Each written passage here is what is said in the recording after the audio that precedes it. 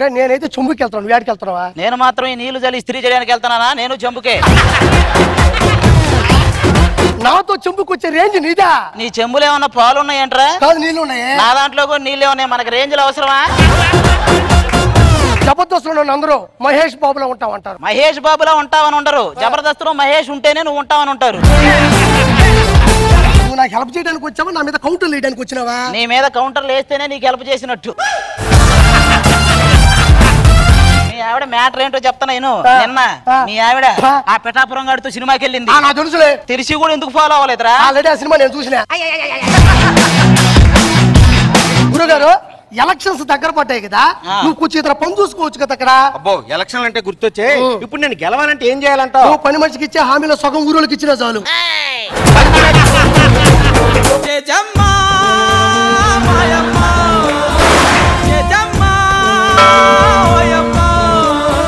నువ్వు నన్ను ఏమి చేయలేవురా? ఏం చెయ్యాలని కూడా అనిపించదే. ఇది మా ఆవిడ అరుంధతి సినిమా ఆడిన రోజులు చూసి చూసి చూసి ఇలా అయిపోయింది. ఆఖరికి ఆ పాట ఇస్తా గానీ బయటికి రాదండి. ఆ గొడుగు పట్టుకున్నోడికి నెలకి 4,000 జీతం ఇస్తున్నాను సార్. నా అరుంధతి అలా అయిపోయింది. నీ అరుంధతి ఎలా అయిపోవడం ఏంట్రా? ఇదేమన్నా మొదట్లో పెద్ద విశ్వసుందరం అనుకుంటున్నావా? సీరియస్ చూపుల పర్సనాలిటీ వేసుకుని ఎప్పుడు ఇలాగే ఉంటది.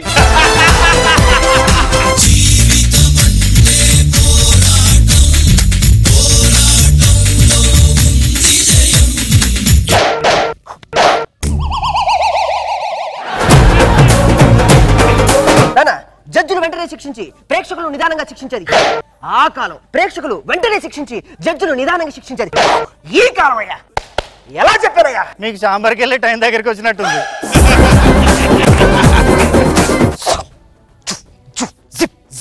జిప్ పెట్టుకున్నాను సార్. ఎందుకు చెప్తున్నారు సార్? నాన్న గాలి తిప్పితేనే కదా గాలి తిరిగేది. మనం గాలి తిరుగులు తిరిగేటోళ్ళని సింబాలిక్ గా చెప్పుకున్నట్టుంది అక్కడ. ఏమని పిలిచారు మీరు? మీకు బుర్ర పనిచేస్తుందా?